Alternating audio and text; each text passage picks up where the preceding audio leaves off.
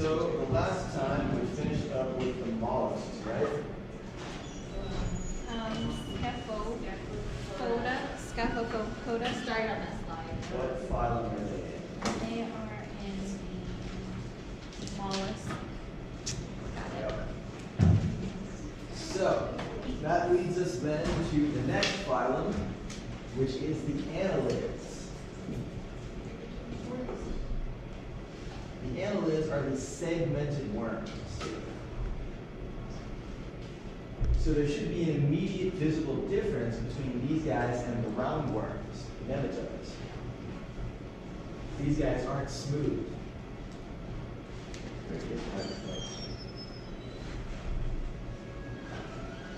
Everybody remembers the roundworms, right? Of course you do.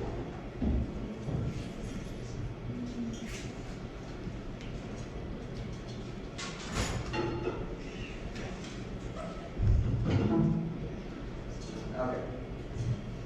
So as with the last several phyla we've looked at, these guys have 3 germ layers during embryonic development, and they do have a true coelom derived from that mesoderm.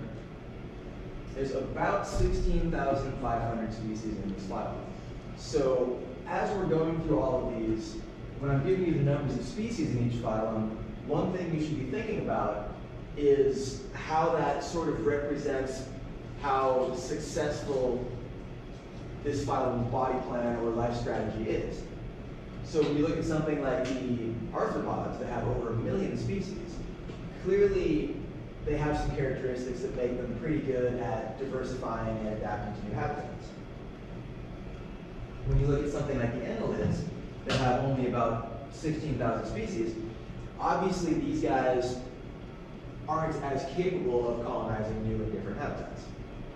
So remember that one of the ways to judge sort of the success of the features of some organism is by how broad and diverse those organisms are. Now with the annelids, these segmented bodies often have repeating internal and external features.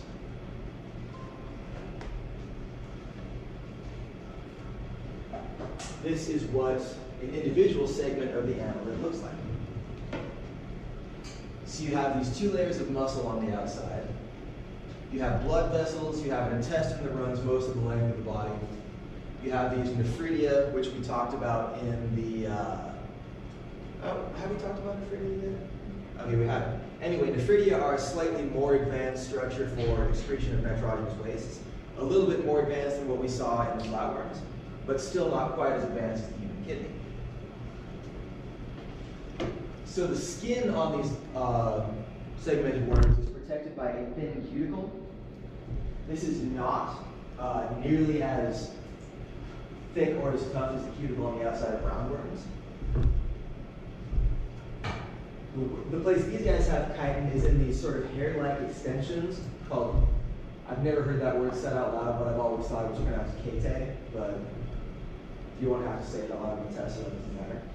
Anyway, so they have these on every segment in most of the groups of annelids.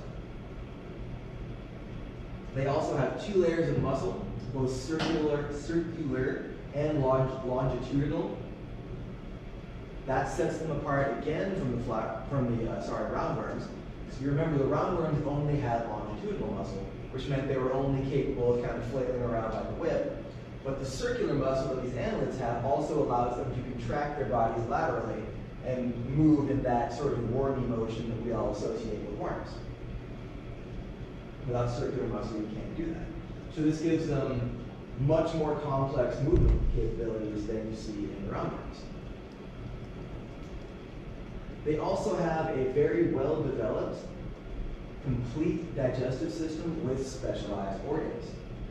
So these guys have a pharynx, a crop, intestines, stomach, everything. So this is a much more well-developed digestive system than we've seen in any of the phyla we've looked at so far.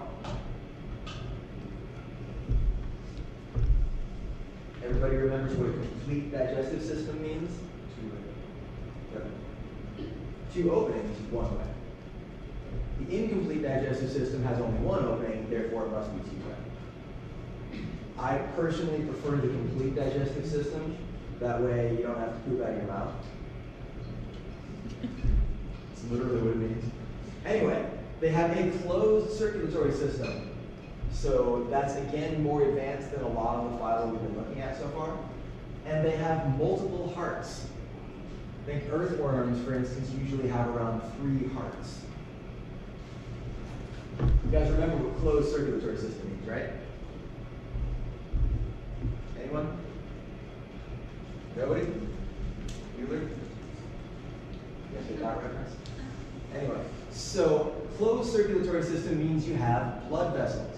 Your blood is contained in a closed system of veins and arteries and capillaries. The converse of that is the open circulatory system, where your blood just bathes all of your internal organs and gets kind of stirred around by a heart that sits in the middle and squishes a bunch.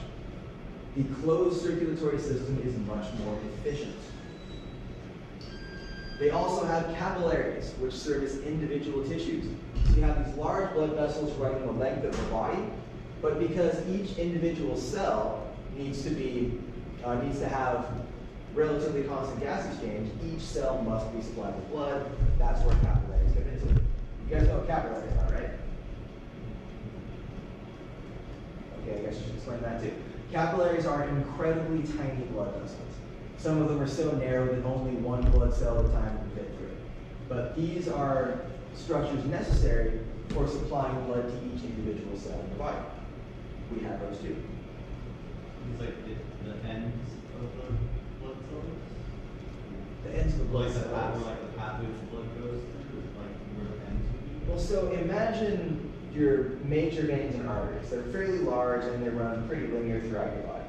But in order to supply each individual cell, these huge nets of incredibly tiny blood vessels will extend from those to supply everything. Those are capillaries. So gas exchange in earthworms and most annelids occurs directly across the body surface. These guys don't have lungs or gills. They still have a high enough surface area to body ratio that this is a feasible method of gas exchange. Once you get much bigger than that, it becomes less feasible. And I already mentioned those nephridia. That's what they use to excrete wastes. And at this point, it's starting to get more and more analogous to something like a kidney, like we have.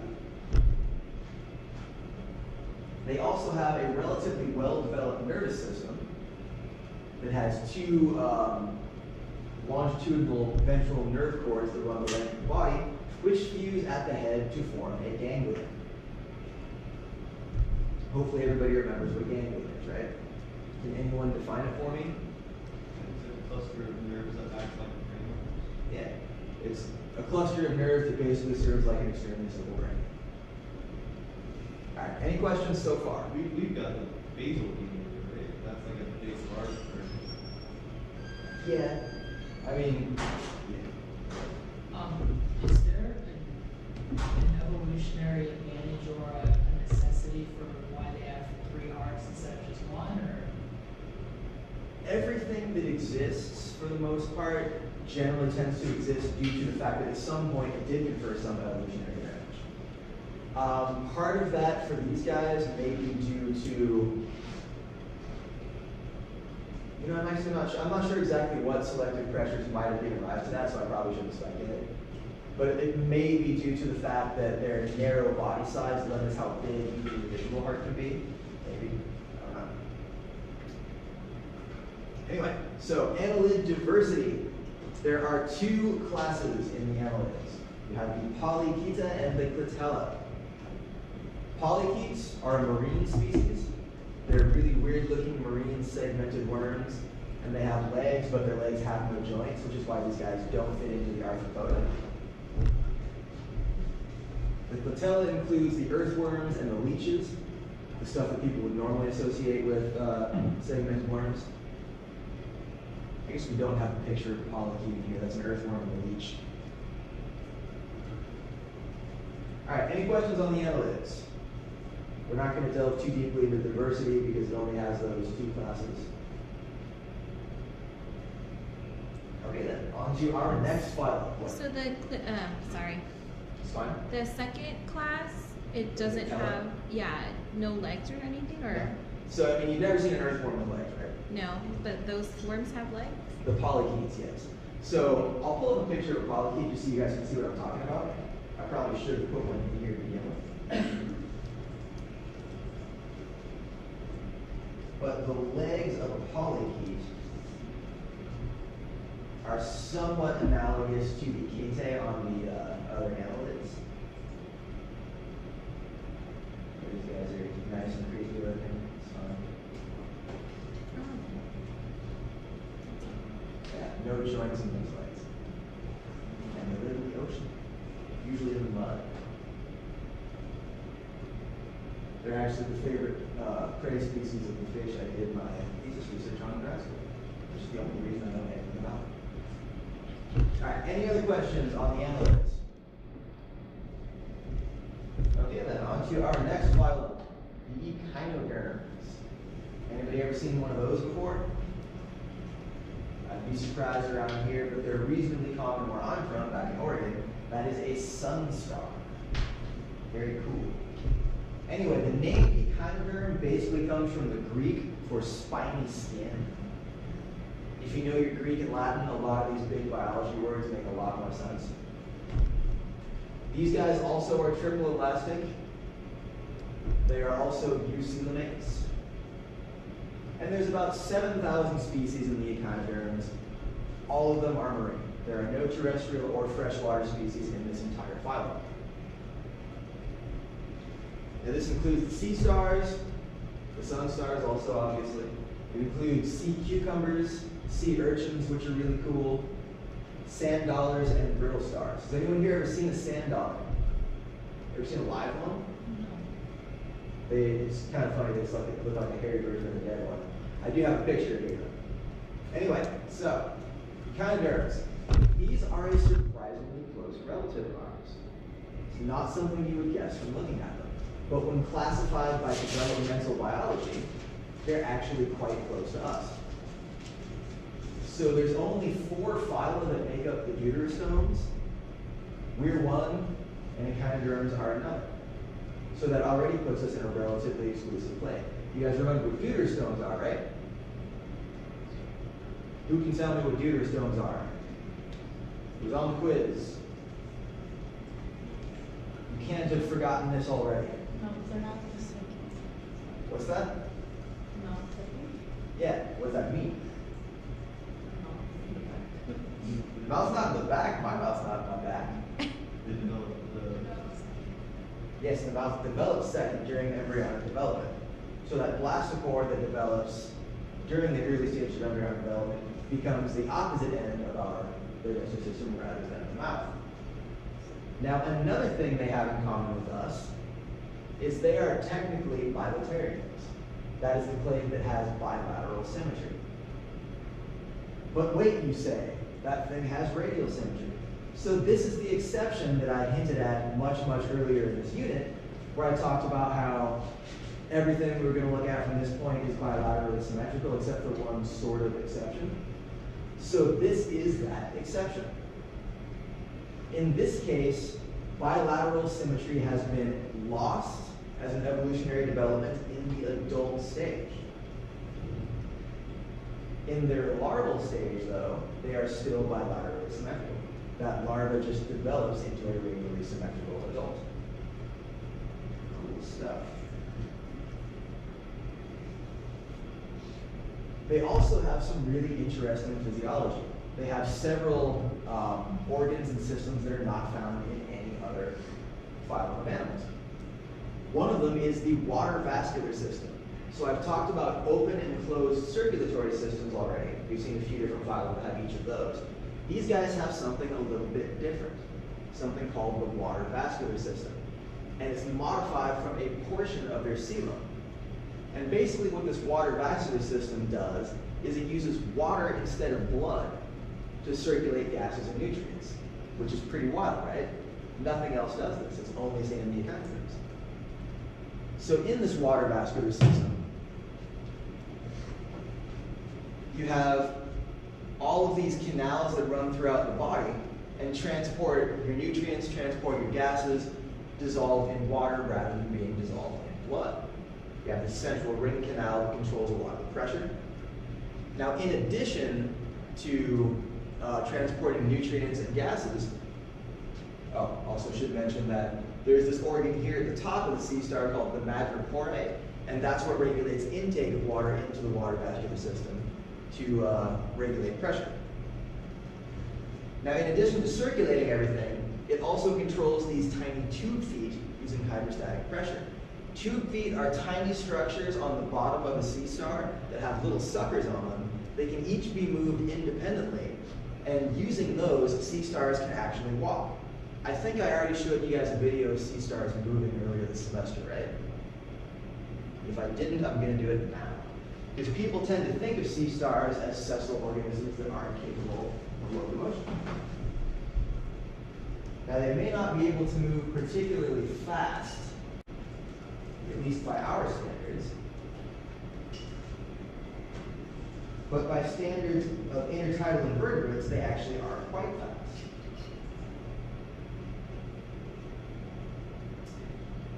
So this one's a time lapse, but we're going to watch it anyway.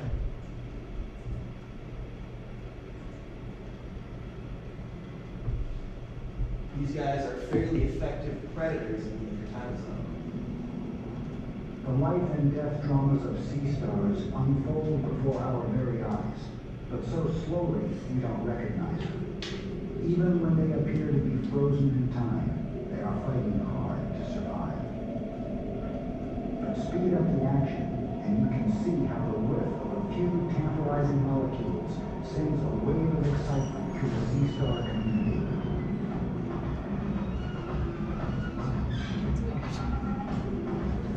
You have hundreds of tiny tube feet on the bottom of each of those tentacles.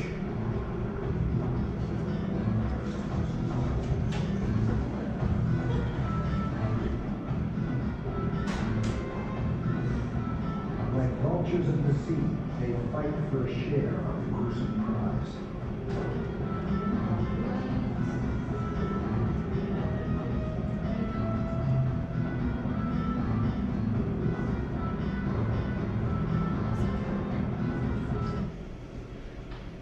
This one's a lot better. The sunflower star is a terrifying predator. This is the fastest sea star. It's more than 3 feet wide, That is not is replete sped with 15,000 tube feet, and is one of the fastest animals in its bio. This cockle is trying desperately to escape its many-armed doom.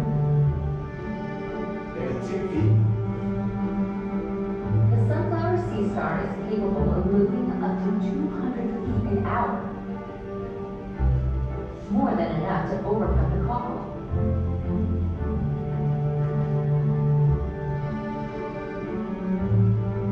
It even possesses the ability to sense the waterborne chemical residue of dead animals, making it an efficient scavenger.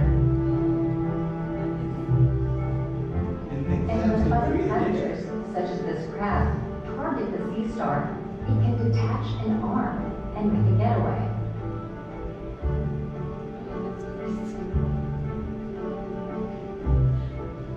It will later regrow the arm, and a whole new sea star can even grow from the lost arm if it retained a large portion of the central body.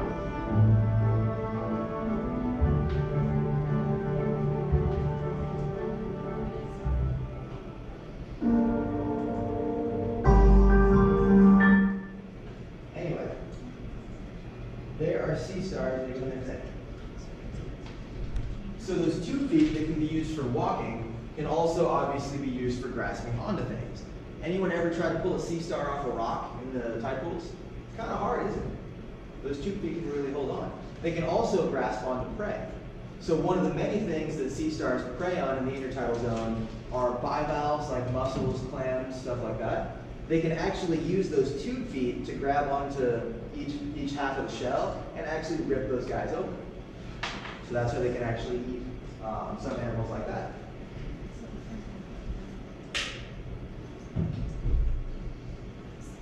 So they have that unique water vascular system. They also have a unique nervous system. So instead of ganglia like we see in a lot of other animals, or true brains like we see in more advanced animals, these guys have something called a nerve ring in the central body, which has 5 radial nerves extending outward to control the arms. There is no centralized nervous control here. They do have a complete digestive system, with the anus on the top there, right next to the madrepori. Where do you suppose the mouth is? Bottom, yes. They are dioecious, meaning there are male and female sea stars, rather than being hermaphroditic. They are capable of sexual or asexual reproduction. How do they do asexual reproduction? Buddy. Fragmentation, not budding. Remember, the difference with budding is that it actually grows a smaller version of itself on its surface, which then moves off. Fragmentation is when a part of the adult can be broken off and grow into an adult. Now, these guys aren't quite as good at fragmentation as, say, a planarian. You need a significant portion of the central body attached to that arm in order for it to grow. If you just clip off the end of a sea star arm, that generally will not develop into a sea star. So within the Echinodermata, there are 5 classes. The Asteroidea, the Ophiuroidea, the Echinoidea, the Crinoidea, and the Holothuroidea. Those are fun to say. You can probably guess what is included in the Asteroidea. Anyone? Stars. Yeah, sea stars, exactly. So within the Asteroidea, you have more than 1,800 species, and they have a relatively wide variety of shapes and sizes. As we just saw in that video, there are a whole bunch of, I wouldn't say entirely different body plans, but very different shapes and sizes within the sea stars. You have these sun stars that have a huge number of arms, and they're really huge. You have all kinds of different 5-armed sea stars with various lengths of the arms relative to body size. They also have 2 stomachs, which is very interesting. And even more interesting, one of those stomachs can be everted outside of the body. What do you suppose is the advantage of this, based on what I've already told you about some of the things they eat?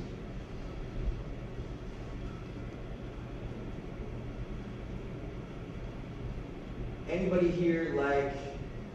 Can it expand, like it expand larger than it can be That's- inside the? That's not the point, really. Yes. Something that's like alive, Now you're getting closer. But the advantage here, so imagine you're trying to eat, let's say, a mussel. How would you eat a mussel? You open it up, probably stick a fork in there and take the meat out of the shell, right? What if you can't get the meat out of the shell? What if you don't have a fork? No. What if you could actually like barf your stomach into the shell and digest it inside that shell and then bring your stomach back into the body? But these guys can do that. So if you can't get the meat out of the shell without digesting it first, maybe then you just digest it first. Evolution comes up with a lot of interesting solutions to the problems of life. So the Ophiuroidea, these guys look like sea stars, right? Anybody know what that is? That's a brittle star. So the brittle stars are actually quite different from sea stars, even though they look very similar. For one, the arms don't contain any organs. So in the sea star, you have this water vascular system going through the organs, you have nerves going through the organs, you have stomach in the organs, digestive system and stomach in the arms. You don't see that in the brittle stars. All of the organs are contained within the central body. They also don't have tube feet. So instead, these guys have to move around using just their arms, and they have to grasp onto things with just their arms. That's part of why they're so long and skinny, is these arms are actually prehensile. They can can grab things. If you ever try to pull a brittle star off a rock, it's quite a bit easier because they have no suction cups on the bottom to hold on to. However, you have to be very careful because, as their name implies, it's very easy to break off their arms. They are quite brittle. Now the echinoidea, really interesting stuff. These are the sea urchins, and as I promised, this is a live sand dollar. Right there. You can still see that characteristic pattern that you see on the shells after they're dead. Oops. So these guys have no arms, clearly. But you still see this pentaradial pattern if you look at that pattern on top of the sand dollar. They do have tube feet. So these guys can still move around using those tube feet. However, they're not nearly as fast as sea stars. In fact, another favorite prey item for sea stars is sea urchins. The sea urchins have those cool spines, and those spines can actually be moved independently. I don't know if anyone's ever looked really close at a live sea urchin, but if you touch them, they will actually respond to your touch by moving more spines to kind of fend you off. Sea urchins also have a lot of other cool stuff. They have a very specialized mouth structure called an Archimedes lantern, and they can use their mouth to actually burrow into rock. They can dig a little hole in a rock to protect themselves. They're also really dumb though, and there are cases where a sea urchin will burrow into a rock and then stay there until it grows so big that it can't get out, and then it starves. Right? Come on. Now the weirdest class in here, the crinoids. These guys are feather stars and sea lilies. That one on the bottom right especially looks more like a plant than an animal, right? It's like a flower. It's actually a close relative of sea stars. These are stalked suspension feeders. When I say stalked, I mean they tend to grow on a stalk like this one on the bottom right here. When I say suspension feeders, I mean they feed on particles of food that are suspended in the water column. Cool thing about feather stars is they can actually even swim. And I'm going to make you watch a video of that too, because it's really cool.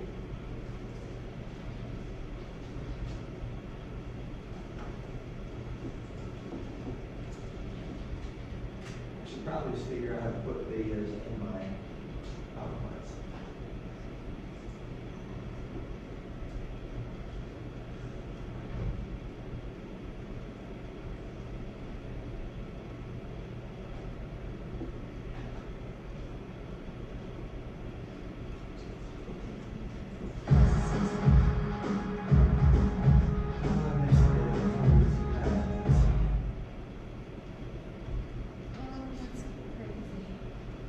Really satisfying to watch.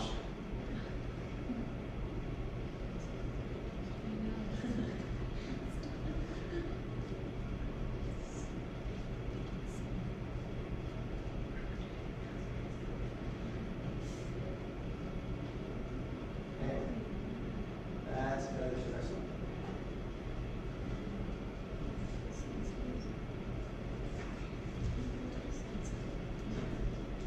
Then finally we come to our last class, the Holothuridia.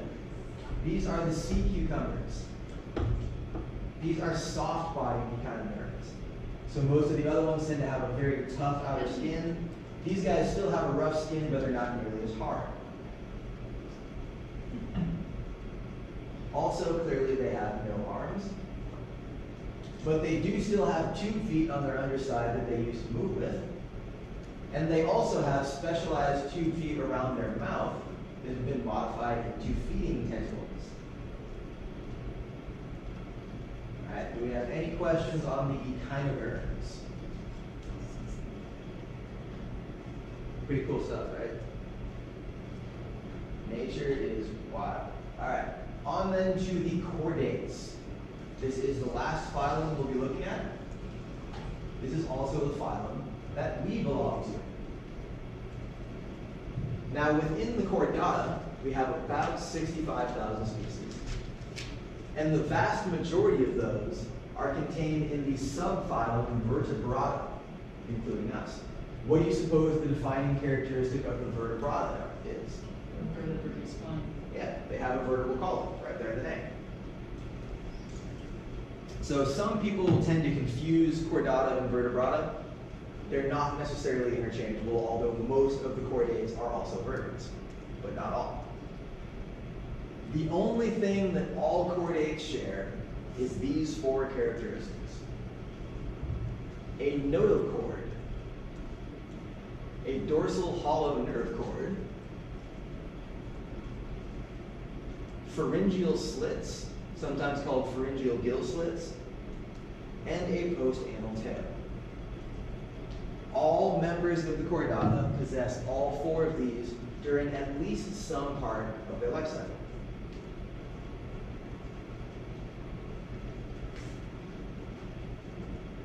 So the notochord, this is where the phylum gets its name. Chordate comes from notochord. The notochord is this flexible but still fairly stiff rod-like structure that runs the length of the body, providing skeletal support. And in vertebrates, it exists only during embryonic development. No one in here has an intact true notochord. Ours has been replaced by the vertebral column or the spine.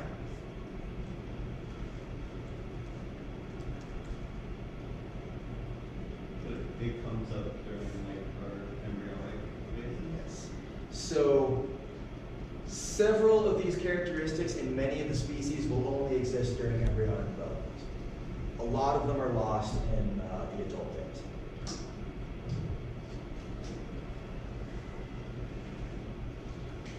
The dorsal hollow nerve cord is dorsal of the notochord, hence the name, meaning it's towards the dorsal surface or the back.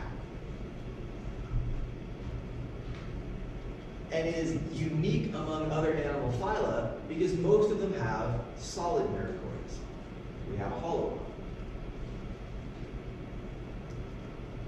And in most chordates, this will end up developing into the brain and spinal cord during embryonic development. So by the time you are born, like the notochord, your dorsal hollow nerve cord is now gone because it's developed into something else.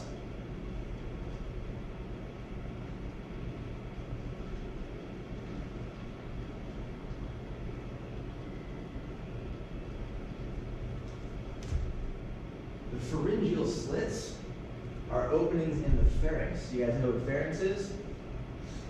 Anybody here pre-nursing, taking anatomy? So the pharynx is this cavity behind your mouth and nasal cavity that connects them to your esophagus and your trachea.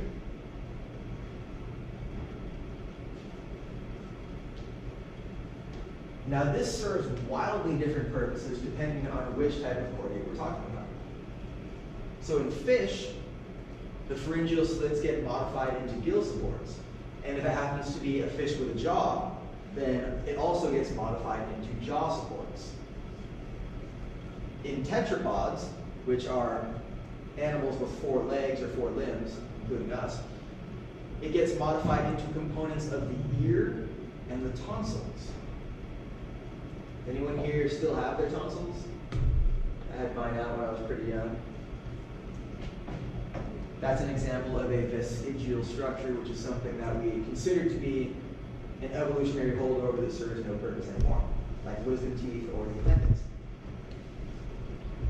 Although we're now starting to think that the appendix may actually have some immune system function, which is very interesting. Yes? You know what you used to have one? I did not. Couldn't tell you. The post-anal tail. That is a posterior elongation of the body. I mean, I'm not to tell you guys what a tail is, right? You guys all know what a tail is. In this case, it contains both skeletal elements and muscles. So a true tail in this sense has to have bones and muscles. And again, it will serve different functions depending on which type of chordate we're talking about. So in fishes, the tail is primarily used for locomotion. They can beat it back and forth to swim through the water. In tetrapods, it's often used for a variety of purposes like balance, or potentially locomotion, or courtship behavior, or communication. Anybody here have a cat? You ever seen your cat walk along like the ridge of a fence or something like that? It's using the tail the whole time to correct and maintain balance. In a lot of birds, tails are used for courtship displays. You guys seen a peacock? Those are incredibly cumbersome and ungainly tails, but they impress the ladies. They can also be used in communication in a lot of cases. One really cool example of this is in, I think it's ground squirrels in like the southwestern desert. They do something called tail flagging. So they're a prey species of rattlesnakes. And rattlesnakes, while they seem really fast, aren't fast enough to catch a squirrel unless they surprise them. So when the squirrel sees the rattlesnake before it strikes, it will do this behavior where it sticks its tail straight up and like jerks it back and forth. And it's like, hey, I see you, don't even try it kind of thing. And then the snake knows not to waste its energy trying to bite it. In some cases, when the squirrels get really cheeky, they'll actually come up and bite the snake and then walk away. Because they're so fast they can do that if they see the snake before it strikes. So lots of crazy uses for tails in terrestrial vertebrates. Now you may say, wait a second, I'm a chordate and I don't have a postanal tail. And that's not necessarily uncommon. In many species of chordate, or at least in the vertebrates, it's either reduced or entirely absent in the adult phase. But if you ever watch or ever look at pictures of early fetal development, you very clearly see a tail. That goes back to the whole ontogeny recapitulates phylogeny thing, where our developmental history sort of mirrors our evolutionary history, because we had ancestors with tails. Cool stuff in biology. All right, does anyone have any questions about these characteristics of chordates? Did you guys know that you used to have a tail before you were born? That surprises a lot. There are some people that are like a abnormality, where they have like a minor tail, right? I don't actually know the answer to that, but it certainly wouldn't surprise me if that's true. So I mentioned that most chordates are vertebrates, something like 62,000 out of the total 65,000 in the phylum. But there are some invertebrate chordates. There's supposed to be a W in that word. That's 2 as in the number. 2 invertebrate clades in the phylum. Those include the Urochordata and the Cephalochordata. In fact, this image here, this diagram that I've been using as the example of the characteristic features of a chordate, that is a drawing of a cephalochordate. We'll talk about those in just a moment. Now, all of these will still possess the 4 defining characteristics of chordates at least some point in their life cycle, like anything else within this phylum. The Urochordata, these are tunicates, often referred to as sea squirts. The adult form in this case is highly modified and looks nothing whatsoever like a chordate. It almost looks more like a sponge. Doesn't have the notochord, doesn't have the dorsal hollow nerve cord, doesn't have the postanal tail. It does still have the pharyngeal slits in the adult phase though. So this photograph here, it looks pretty spongy, right? This diagram is a better illustration of what the adults actually look like. They have this sac-like body structure that's entirely sessile. The larval form, however, still has all 4 chordate characteristics. And this is one of the only chordate species I'm aware of that has a true larval stage. So these guys are mostly hermaphrodites, or monoecious, meaning one individual will have both male and female reproductive structures. And the larvae will hatch from eggs that are actually stored inside the adult's body.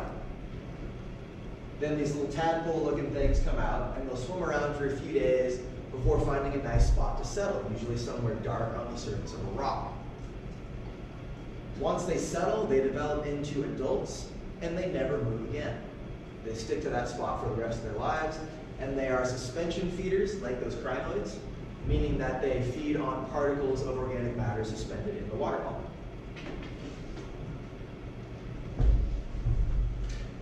I think this is also the only example I can think of within the chordates where you see a true metamorphosis in their life cycle.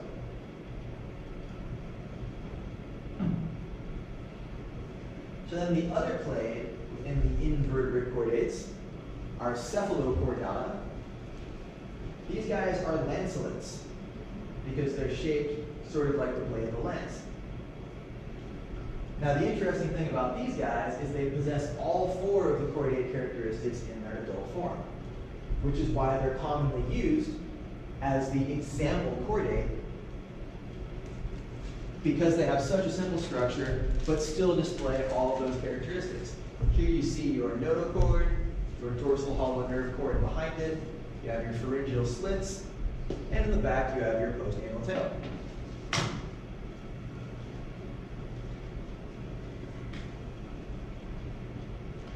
The notochord extends into the head in this case, which is unusual, and that's where they get the name cephalochordata. The cord is in the cephalus, or the head.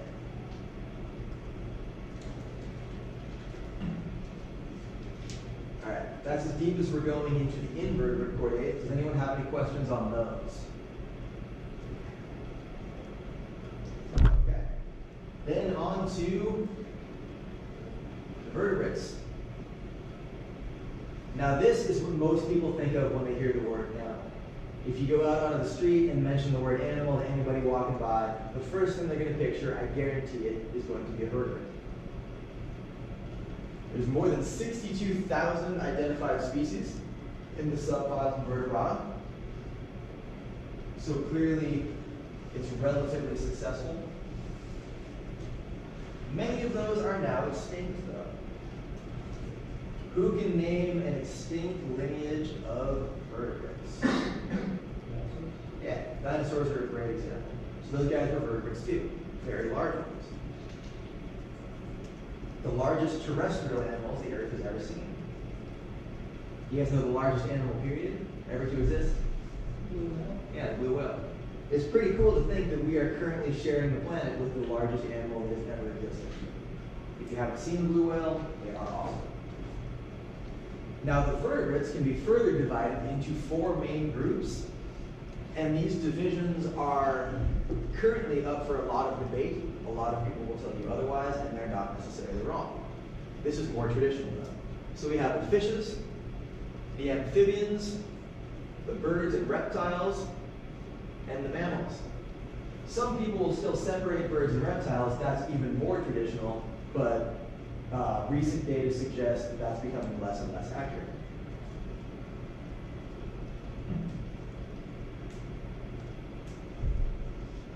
So the fishes. The earliest vertebrates were fishes, obviously, because life started in the ocean. And the vertebral column developed before life left the ocean. Modern fishes include about 31,000 species, so roughly half of all vertebrates to have ever existed, more than half of all vertebrates that currently exist. The earliest fishes had no jaws.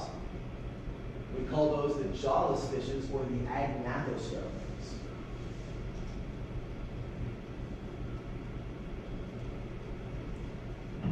Within the agnathostomes, you have two main clades. You have the Myxinae, which includes 67 species of hagfish. Hagfish are on the left here in this image. Now they look relatively eel-like because they're really elongate and simple, but they're not eels. Eels are jawed fishes. They have a true hinged jaw. Those hagfishes are primarily scavengers, live on the deep sea floor, and they have a skeleton composed entirely of cartilage, meaning no calcified bone, and they also have a cartilaginous notochord. The other clade, Ulmarine, yes. The other clade is the Petromyzontidae. There's about 40 species of them, and these are the lampreys. These here in this image, this is a regular jawed fish. These lampreys are parasitizing that jawed fish. So they're fairly similar to hagfishes in size and shape, but they tend to live in different environments. They also have a toothed funnel-like mouth sucker that they can use for latching onto individuals that they're going to parasitize. The mouth of a lamprey is nightmarish looking. And they're found primarily in coastal or fresh waters. So there's a lot of non-marine species in this lake.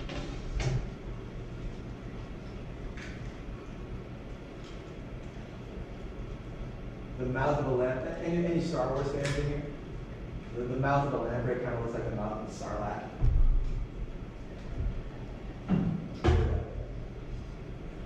So then on to the jawed fishes. This is most modern fishes. These are the gnathostomes, not the agnathostomes. They have a true hinged jaw. Now, what kind of advantage does this confer? Better digestion. Not better digestion. Because jaws don't digest things. Eating on the wider variety of stuff. Yes, this really opens up a whole new world of foods you can eat when you can open your mouth and close it and bite and chew. So this allows them to eat a much wider range of food and in many cases much better foods. It doesn't have to be something that you can just suck down and swallow whole. Now the jawed fishes, or the gnathostomes, have two main clades. It includes the chondrichthyes, which are cartilaginous fishes with no calcified or ossified bones. And it includes the bony fishes, or the osteichthyes. Who can give me an example of the chondrichthyes? Anybody? Yeah, sharks. So the chondrichthyes is the class of fish that has cartilaginous skeletons only, which is why you've never seen a shark skeleton in a museum, because they don't preserve it. And it includes sharks, skates, and rays. Also includes things called chimeras or ghost sharks, which are really weird looking. Now this is a really old lineage. These guys arose about 370 million years ago. Almost all of them are marine. There are a few freshwater rays, but it's very rare. And basically all of them are also predators. There are a few exceptions to that rule as well. There are some sharks that are filter feeders that feed on plankton. Anybody name one? Whale shark. Whale shark, yeah. It's funny that the largest of all sharks has the smallest prey of all sharks. Anybody ever seen a whale shark in person? That's awesome. You're in the water with it? Yeah, I have my diving license. I did a lot of diving in Hawaii. It's pretty cool. That's absolutely a bucket list item for me to swim with a whale shark. I've swam with other sharks, not whale sharks. Anyway, sharks have incredibly well-developed sensory organs. This is one of the most interesting things about these guys. So they have an incredibly keen sense of smell. I think they can sense blood in the water down to a couple parts per billion, so one drop from quite a ways away. And like most of the other fishes, they also possess a sensory organ called the lateral line. Now the lateral line is so called because if you look at the fish, you can actually see it running down the side of the body. It's a little stripe that goes down the side. And that's used to sense pressure changes or vibrations in water. So sharks get a very good sense of what's moving around them, even if they can't see them, because they can feel changes in the water pressure from all angles. Now another thing they have that's even cooler is an organ called the ampullae of Lorenzini. These are only seen in the chondrichthyes. This is actually an electrosensory organ that allows them to sense electromagnetic fields in great detail, including the bioelectric fields produced by their prey. So, yes? I think crocodiles also have them. Do they? That would be news to me. That's really cool. Okay. Anyway, so that's a really cool sensory organ to have, because even if you can't see your prey, or you can't smell your prey, or you can't hear your prey, you can still sense its bioelectric field that it's producing. All living organisms do produce a bioelectric field. That's thought to be part of why hammerheads have this crazy head shape, because a lot of what they eat are rays. And those rays will bury themselves in the sand and hide like that So with this wide hammer-shaped head, that sort of spreads out the ampullae of Lorenzini, so they can sort of scan the seafloor with a much wider path and sense bioelectricity from animals hiding in the sand, and then eat them. Really cool stuff. I could go on about sharks all day. They also reproduce sexually with internal fertilization. From there, though, there's a bit more variation. So sharks can be oviparous, meaning they lay eggs. Anyone ever seen a shark egg? Yeah, they're also called a mermaid's purse. They have a really weird shape, in fact, several weird shapes. Some of them are shaped like a corkscrew. But if you hold it up to the light, you can usually see through it because the shell is translucent. And you can see this developing shark embryo kind of wiggling around in this really weird shaped egg. Pretty wild stuff. They can also be viviparous, meaning they can give live birth to fully developed young sharks. They can also be ovoviviparous. In fact, this is the most common method of reproduction in sharks. Ovoviviparity is when the egg is still retained in the mother's oviduct until it hatches. This isn't true viviparity though, because it's still contained within an egg. There's no placental connection. It's fed by the yolk of the egg. Cool stuff though. It's like a mixture. Yeah, it's sort of like a combination. So to an outside observer, it would look like viviparity, but for all intents and purposes, it's more like oviparity. All right, any questions on the chondrichthyes? Nobody? Great. So then on to the osteichthyes. These are the bony fishes. These guys have skeleton with actual calcified bone. Most of the modern fishes belong to this group. So even though sharks are really cool, these guys have a few things that the chondrichthyes don't have. One of which is the ability to swim backwards. Sharks can't do that because they have a fixed pectoral fin. But the bony fishes, or at least the ray fin fishes, can turn their pectoral fins and go either forward or backwards. They also have something called an operculum. Has anyone ever heard that sharks have to continually keep swimming or they will die? In most cases, that's true. Most sharks are something that we call obligate ram ventilators, meaning that in order to breathe, they have to keep ramming water into their mouth because they don't have the ability to actively pump water over their gills. Their gills can only function while there's a constant water flow coming into their mouth. So most species of shark, or at least many species, will never stop swimming their entire life. A white shark, for instance, may live for up to 60 years and will never stop moving during those entire 60 years, which is pretty wild. So do they unconsciously swim when they sleep? Well, it's not necessarily true sleep the way we think of it. They do go into a state of like somewhat reduced consciousness at sometimes. Not everything necessarily needs to do that. The animal kingdom is incredibly diverse and things get really weird. But with this muscular operculum, in fact, most people will often mistake these for the gills, but what it actually is a bony plate just over the gills that can be controlled with muscles and can be opened and closed. Every time it opens, it draws water into the mouth and out through the gills. So these guys can stay perfectly still and keep water flowing over their gills and stay alive that way. They also possess something called a swim bladder. This is an actual air balloon inside their bodies. And they can either expand or contract that bladder in order to control their buoyancy. Sharks also don't have that. Sharks can somewhat control their buoyancy using the incredibly huge oily liver they have, but it's not nearly as effective in buoyancy control as the swim bladder. Anybody in here like to go fishing in the ocean?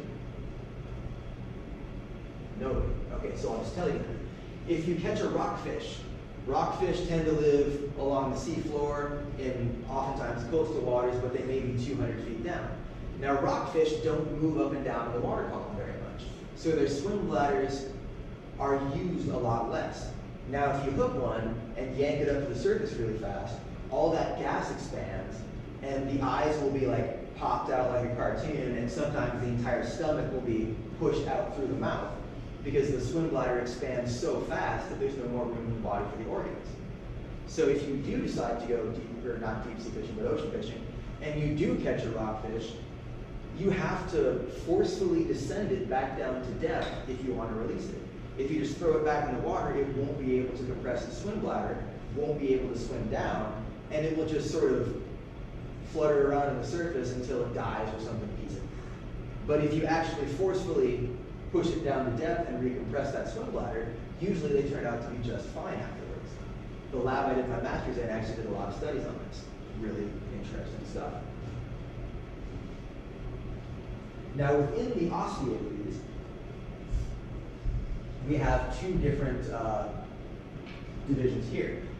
Now I briefly mentioned the term ray-finned fishes.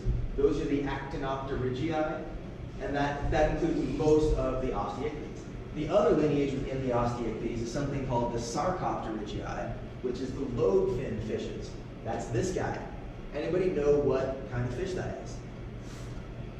We thought they were extinct until the 1900s when we actually found a live one. What? The fighting fish? Is that the one? No, this isn't the beta fish. Beta fish are Actinopterygiids. This is a coelacanth.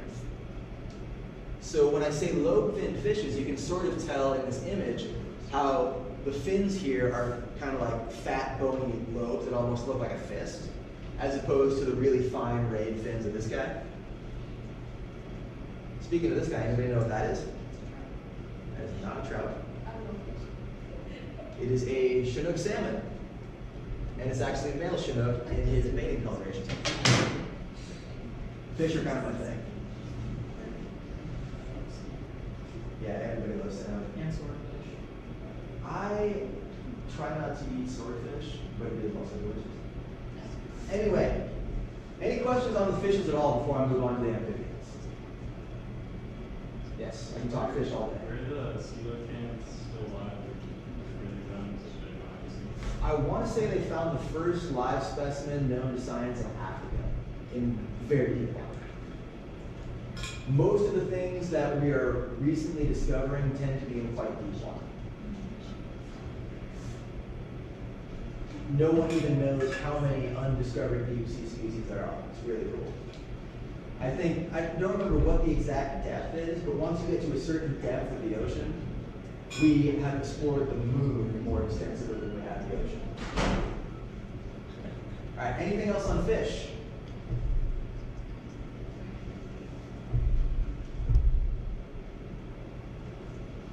Okay, one more fish done. So amphibians. These are vertebrate tetrapods. When I say tetrapod, what am I talking about? 4 limbs. Yeah, 4 legs. Usually legs, in this case. So, tetrapods includes basically all vertebrates that don't live in the ocean. The limbs can be vestigial in some species. Who can think of a terrestrial vertebrate that doesn't have usable or really even any limbs in some cases? Oh, come on, this is obvious. I think I heard somebody say it. Be confident. Snakes, yes, of course. There are also some lineages of tetrapod that have returned to the ocean. We can think of those. Dolphins, whales, the cetaceans. Now, interestingly, if you ever see a whale skeleton, a lot of them still have a pelvis and hip bones, even though they don't have legs. That would be another example of vestigial structure. Some snakes also have hip bones. Evolutionary holdover from their ancestors that had usable legs. So the amphibians, this includes frogs, salamanders, and caecilians, or caecilian. I've also never heard that word said out loud. What is one of the defining characteristics of amphibians? They could be both aquatic and little land. Yeah, The tadpole? not quite. That's frogs, which are amphibians. Mm-hmm. But the big thing with amphibians, I mean, in the name you have both living on land and living in water, amphibios, meaning they live in both places. Moist permeable skin.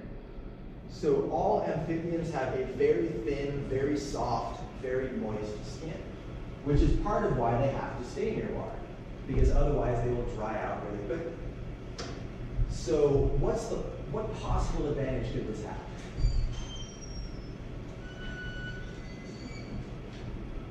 Why would they possibly retain this feature that keeps them necessarily locked to a very wet environment?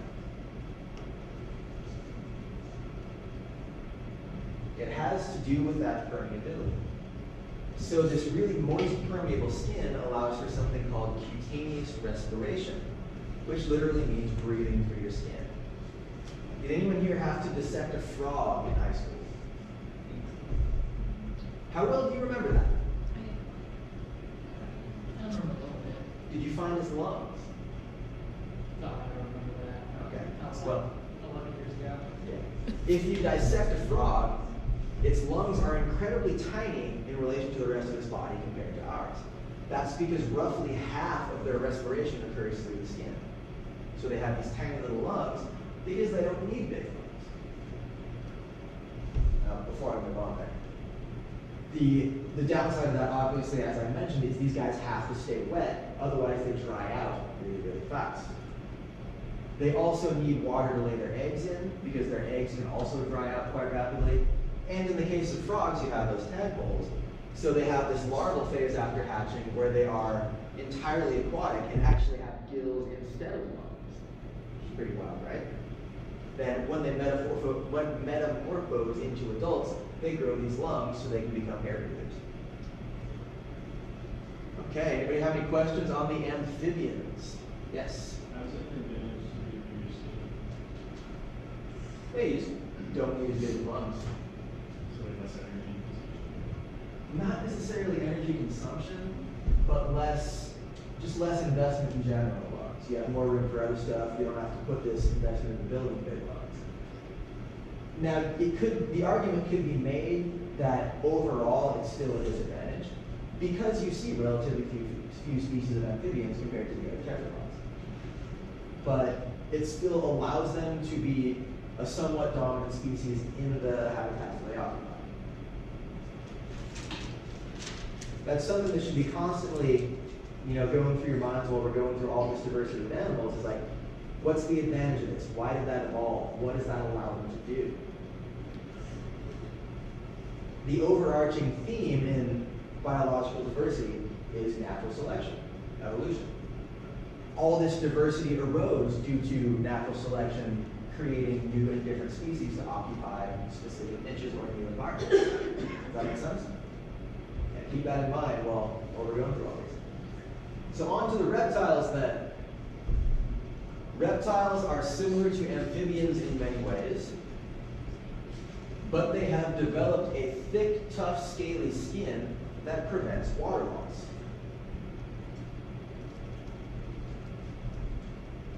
Now, this skin preventing water loss, what else does it prevent?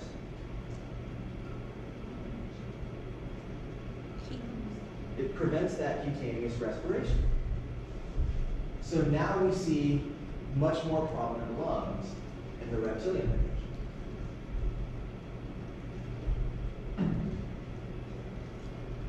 Some small disadvantage because you then have to invest in these larger lungs, but then it also confers an advantage on the back end because you can occupy much drier habitats. That, along with the amniotic egg, that allows them to colonize environments much farther from water.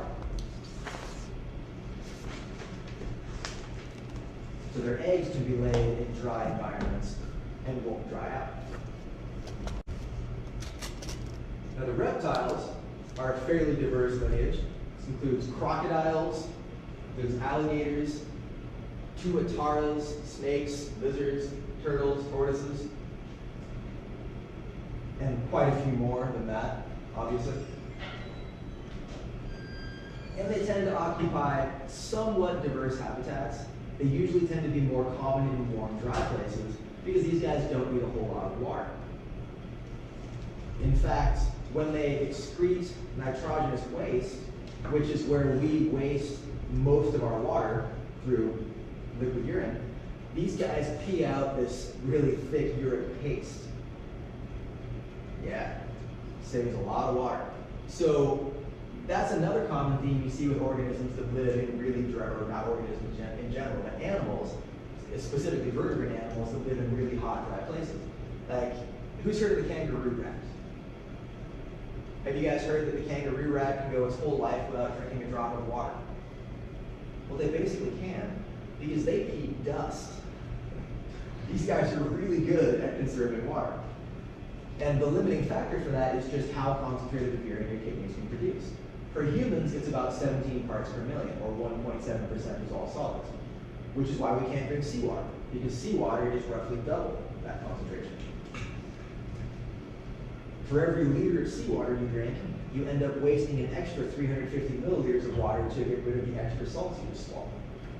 That's why drinking seawater kills you. Anyway, going off on another wild tangent.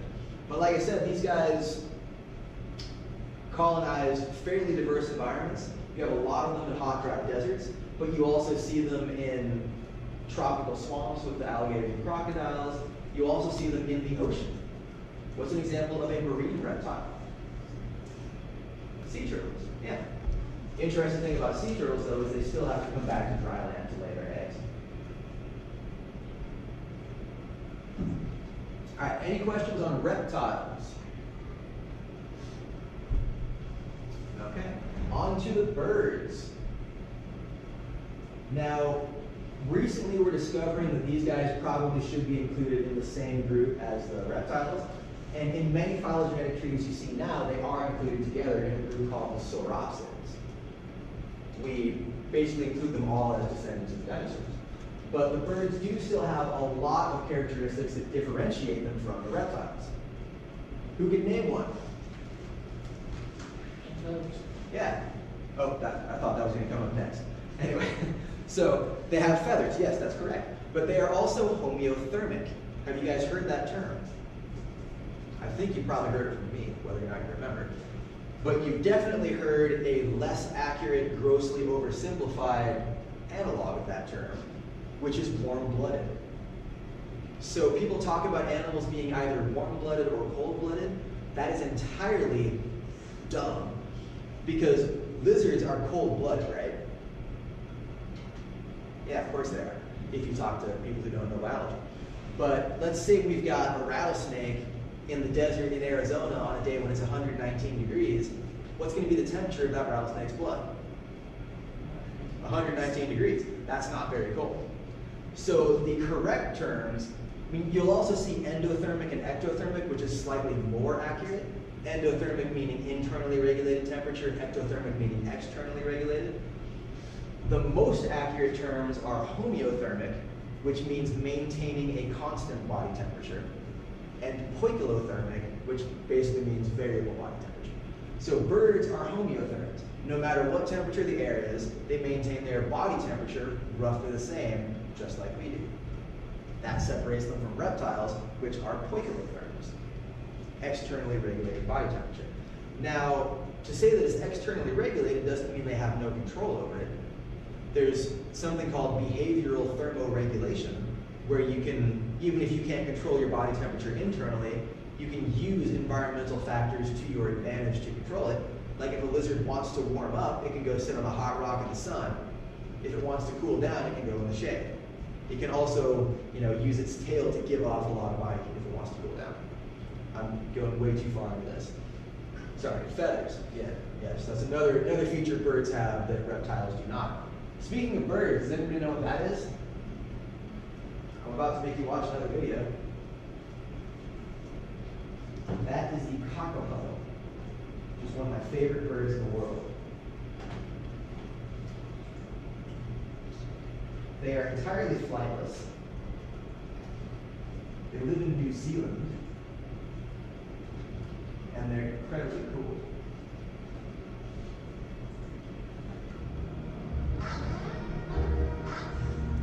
It ought to be impossible to describe a creature as looking old-fashioned, but that's exactly how Sirocco looks, with his big sideburns and his Victorian gentleman's face. It's actually nice to see him wandering around in the forest under grass. You can see he's got a very good colour. So the evolution hasn't entirely rendered him useless.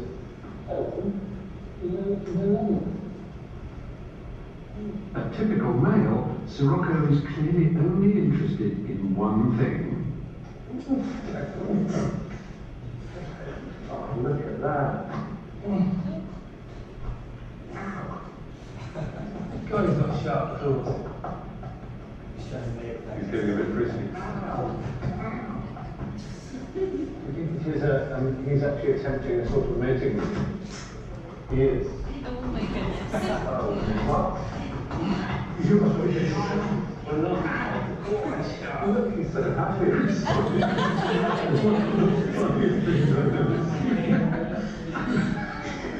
You must be shagged by a rare parrot. He thinks you are. Really going for it. Wow, you've chosen him?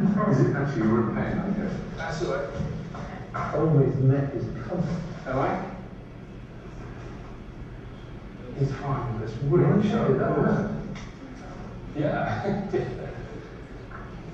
Yeah, you've got blood there, and blood there, and blood there. We should patch you up, to be honest, because it's not good. But well, I want you to call the chick. When you have the chick, I want you to call Stephen.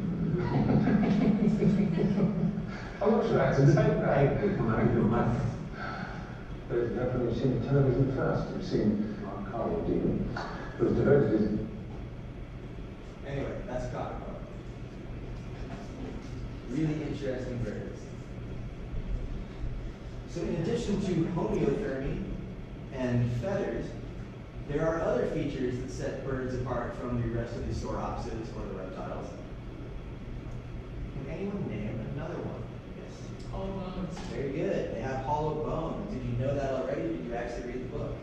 No, I did not already. I've heard it, so. Yeah. What are the hollow bones for? Yeah, they reduce overall body weight for flight. What's another difference? Something they don't have. Arms. Has anyone ever seen a bird with teeth? No, of course you haven't. No birds have teeth, even though reptiles do. So even though they're quite closely related, you see a lot of very major differences in the characteristics and also the life strategies of these things.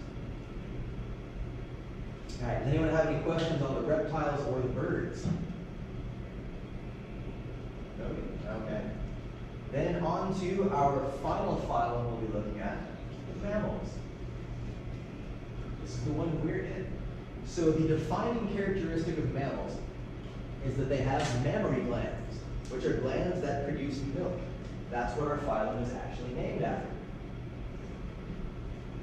Mammals also have hair or fur. This is the only phylum that has either of those characteristics. There are several other characteristics that set mammals apart from most other animals, but not all, like homeothermy or live birth. But these are the two that only we have. We also have heterodont teeth. You guys know what that means? We have different kinds of teeth. We have incisors, we have canines, we have premolars, molars all the way in the back. What advantage does that give us? Yeah, we have a much broader range of foods that we can eat. I mean, try feeding some grass to your cat. It's not going to be able to chew it. Not that we can digest grass anyway, but we can digest other plants. We can also eat a cheeseburger, or we can take big bites out of a steak or something like that. We can also eat tiny little nuts. We can crush those up into them. So having all these different teeth opens up basically every kind of food that anything eats. To us, at least mechanically. Whether or not we can digest it, that's another story. But we can chew and swallow almost anything. Now, the modern mammals are divided into three main groups. You have the monotremes, the marsupials, which I talked a little bit about earlier, and the eutherians, also called the placental mammals. Does anyone know which one we belong to? Yes. We are eutherians or placental mammals. The monotremes, though, these are very interesting, very weird mammals. These are the egg-laying mammals. It's a very strange life strategy for mammals. However, it's not quite the same as egg-laying in something like reptiles or birds, because the eggs are retained within the mother until they're almost ready to hatch. The eggs are also leathery instead of hard shell. After hatching, the mother will still secrete milk for the young, because these are still mammals. Now, there are only 3 living species of monotreme. Everybody's heard of the platypus, and there are also 2 species of echidna, or spiny anteater. Very small lineage within the mammals.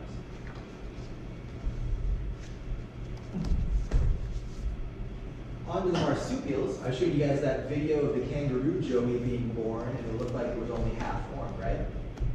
That's how marsupials work. So they have a much less complex placental connection than we do, meaning that a lot less nutrients and gases can be passed on to the developing embryo while it's in the uterus. So instead, the marsupial young tend to be born relatively underdeveloped, and in most cases they have a pouch in their stomach that young will then crawl into and be fed milk and continue to develop until it's much more formed. Most of the species of marsupial tend to be found in Australia, which is kind of an interesting little thing. Australia is a really weird place. I highly recommend going there. It's also awesome though. But there are marsupial mammals in the Americas. Can anyone name one? Possums, very good. Possums are marsupials. There's about 100 species of marsupial in the Americas. Now, we already watched that video, so we don't need to watch it again, and we're almost out of time. So on to the eutherians, like that really cute golden retriever. No, that's a yellow lab, sorry. No, this is a golden retriever. Anyway, also called placental mammals, because we have a complex placental connection that allows for extended development and very well-developed young at birth. We are the only lineage, for the most part, that really has very well-developed young at birth. We are also by far the largest group of mammals. So clearly this complex placental connection and this extended embryonic development is advantageous, because the eutherians contain way more species than the monotremes and the marsupials combined. It includes rodents, bats, whales, dogs, primates, cats, almost anything that you think of when you hear the word mammal. It also includes the primates, which are an especially important group of mammals to us because we belong to this group. It includes the lemurs, the tarsiers, the monkeys, and the apes. Which group do we fit into? Monkeys? No.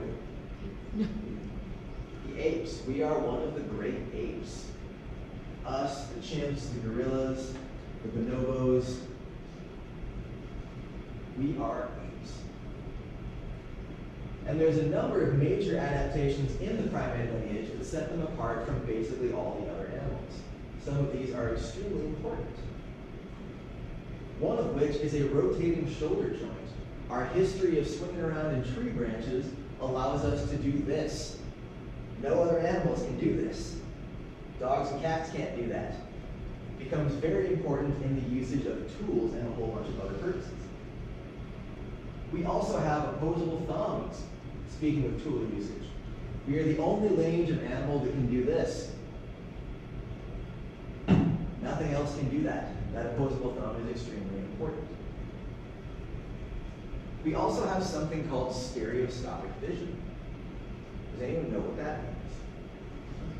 2 eyes facing forward? Yeah, exactly. 2 eyes facing forward with overlapping field of vision between both eyes.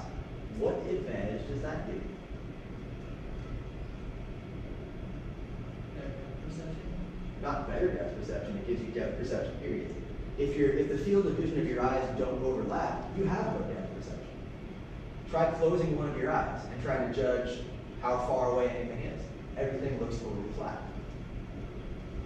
Anybody ever seen a 3D photograph? You know how they make those? 2 cameras. Works just like the eyes do. So you have 2 cameras set slightly apart, taking a picture of the exact same thing at the exact same time. Those images can then be combined to produce a photograph of depth of field.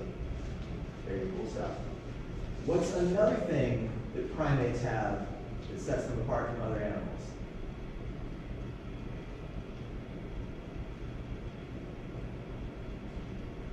Ironic. Large brains. Large brains relative to body size compared to other lineages of animals. Now this allows for all sorts of things. This allows for much more complex communication. This allows for much more complicated social behavior. So when you combine things like this, the shoulder joint, the opposable thumb, the stereoscopic vision, and the large brains, now suddenly we see a lot of behaviors that other animals aren't capable of. We live in communities. We can build and use complex tools. This opens up all kinds of food sources to us. A human can't take down an elephant, right? Like if I run up and try to like tackle an elephant with my bare hands, it's gonna look ridiculous. But 10 guys working together that all have spears, now you can take down an elephant. So this allows us to have access to a much wider variety of sources of prey than we otherwise would. Also allows us to develop all kinds of great inventions that we then use to destroy the planet and kill ourselves with. But this is what makes us special. Okay, we're about out of time. I've had to cut out a fair amount of the info on primates and mammals, so be absolutely sure you at least read that part of the chapter, because there will be some stuff on the test that has not been presented in lecture just because we don't have the time. Everybody got that? Read the part on mammals.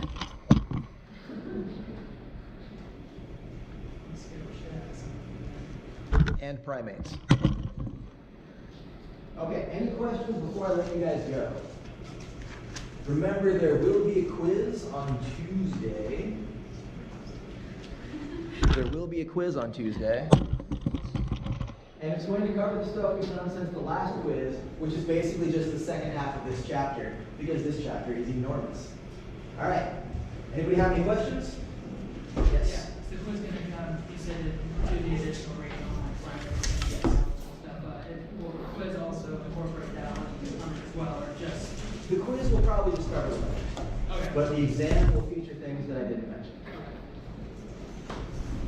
All right, no one has any other questions, then that's the lecture, and office hours begin now.